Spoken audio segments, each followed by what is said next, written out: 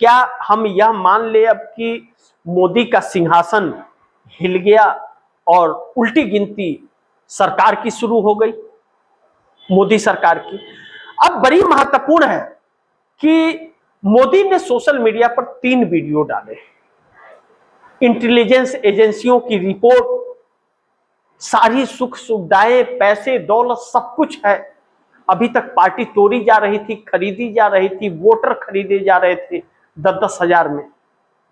अब वह कोई भी नेगेटिव काम नहीं कर रहा है, कोई भी नेगेटिव काम नहीं कर रहा है। अब तो बुजुर्ग नहीं, युवा कमान संभाले हुए हैं। युवाओं ने अपने माता पिता को कह दिया अब तो आप घर में रहिए, सरकार को हम देख लेंगे।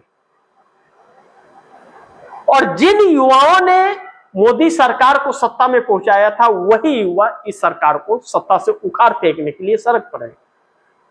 अब सोचिए, इस सरकार के पास वह सारे संसाधन हैं, विपक्ष से 10 गुना 20 गुना ज्यादा संसाधन। इंटेलिजेंस एजेंसियों की रिपोर्ट है।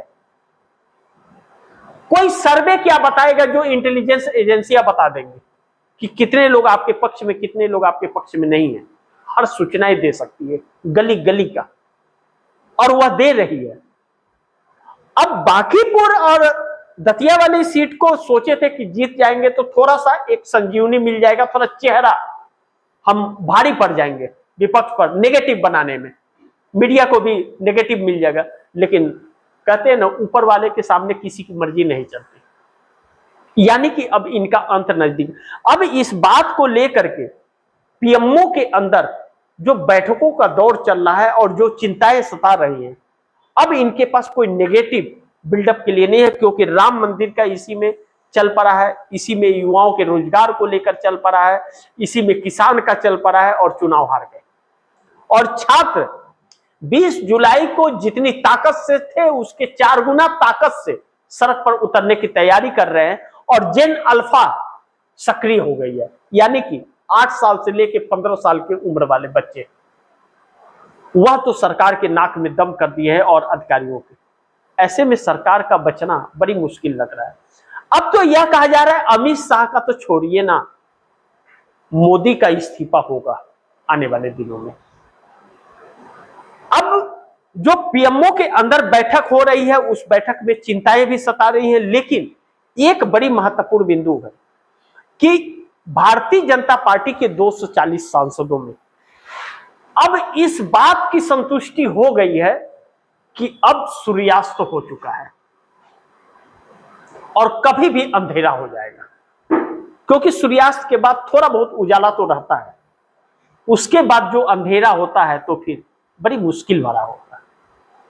तो अब मोदी और शाह का सूर्यास्त हो गया, और जब सूर्यास्त हो गया है तो बिहार और मध्य प्रदेश में भारतीय जनता पार्टी जो हारी है चुनाव, यह सीधे सिंहासन पर मोदी के कुर्सी पर या पर इसका असर पड़ रहा है और कुर्सी हिल रही है। अब भारतीय जनता पार्टी के जो राष्ट्रीय अध्यक्ष नितिन नवीन है, नितिन नवीन अध्यक्ष बनने के बाद पहला चुनाव, और चुनाव हार गए, और बुरी तरह से खुद की सीट वह नहीं बचा पाए। उन्हीं की सीट थी ना, उन्हीं की खाली की हुई सीट थी जिस पर उपचुनाव हुए, वह अपनी सीट नहीं जिता पाए, तो वह देश की सीटें क्या खाक जिताएंगे? वह क्या जिताएंगे? अब यह बात भी है। दूसरी, नितिन नवीन के अध्यक्ष बनने के बाद में एक नाराजगी भारतीय जनता पार्टी में थी, वह और बढ़ गई है। लेकिन इसके आगे अब जेनजी की जो ताकत दिख रही है, और जो इस चुनाव में जेनजी ने ताकत दिखाया और सी वोटर के सर्वे को सच कर दिया, 30 साल से भारतीय जनता पार्टी की गढ़ कहे जाने वाले बांकीपुर हार गई। अब ऐसे में भारतीय जनता पार्टी के जो नेता हैं, अब उनके अंदर जो भगदड़ मचने जा रही है, उसकी कल्पना मोदी ने नहीं की थी। अब आरएसएस और भाजपा दोनों ने मैदान संभाला है। आरएसएस को इस बात की चिंता है कि अगर मोदी की सरकार इस कदर जा रही है और सरकार बचे न बचे 29 का आने वाला चुनाव, जब अगर इस तरह से आक्रोश है लोगों में और वह अस्वीकार कर रहे हैं अब और विकल्प तलाश रहे हैं, तो कांग्रेस बहुत मजबूत हो रही है।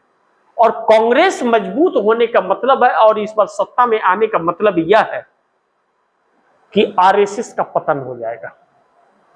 मोदी ने पतन सिर्फ भाजपा का ही नहीं किया है, आरएसएस का भी पतन कर दिया है। खुद तो जाएंगे ही, आरएसएस को भी डुबा जाएंगे, यह बात समझ में आ गई है। लेकिन अभी भी भारतीय जनता पार्टी के अंदर कुछ नेता हैं जो इन सभी चीजों से सहमत नहीं है। वह अब पार्टी छोड़ने की स्थिति में आकर के खड़े हो गए हैं। या तो वह अपना चरित्र भी ऐसे ही बना ले जैसे कि मोदी और शाह की, या फिर वह चुपचाप पार्टी छोड़कर चले जाए। नितिन गडकरी ने एक वक्त यह कहा था, जब नितिन नवीन राष्ट्रीय अध्यक्ष बने तो नितिन गडकरी ने कहा था कि जिसे अपनी इज्जत बचानी है, इज्जत प्यारी है, चुपचाप इस्तीफा देके चला जाए। लेकिन नितिन गडकरी खुद नहीं गए, और नितिन गडकरी पर यह आरोप लगा है कि वह जेनजी आंदोलन को फंडिंग किए थे नरेंद्र मोदी को प्रधानमंत्री की कुर्सी से हटाने के लिए। सोचिए कि किस दिशा में सारी तस्वीरें जा रही हैं, और जब इस तरह से तस्वीरें दिख रही हैं तो यह मोदी को डरा रही है, क्योंकि अब पीएमओ के अंदर का माहौल जो है वह बिगड़ गया है और गर्म हो गया है, और इंडिया गठबंधन सक्रिय हो चला है। अब 214 सांसदों की ताकत और बढ़ेगी, और राहुल गांधी 8 अगस्त को जो इलाहाबाद के अंदर छात्रों से संवाद करने जा रहे हैं, कहा जा रहा है कि जो देहरादून के अंदर हुआ था उससे भी कई गुना ज्यादा छात्र एकत्रित होने वाले हैं। तो ऐसे में मोदी और भी डर रहे हैं। देखना बड़ी महत्वपूर्ण होगा कि क्या होता है। जो भी होगा खबरें आप दर्शकों तक लाते रहूंगा। आप दर्शकों की क्या राय है, क्या सुझाव है, कमेंट बॉक्स में जरूर दीजिएगा। इस खबर को ज्यादा से ज्यादा शेयर कीजिएगा, अपने दोस्तों को भी कहिएगा आगे शेयर करें। और आपने अगर टीवीटीएफडी न्यूज 24 को सब्सक्राइब नहीं किया, सब्सक्राइब कर लीजिए, अपने दोस्तों को भी कहिएगा सब्सक्राइब करें। मिलते हैं अगली खबर के साथ, तब तक के लिए नमस्कार।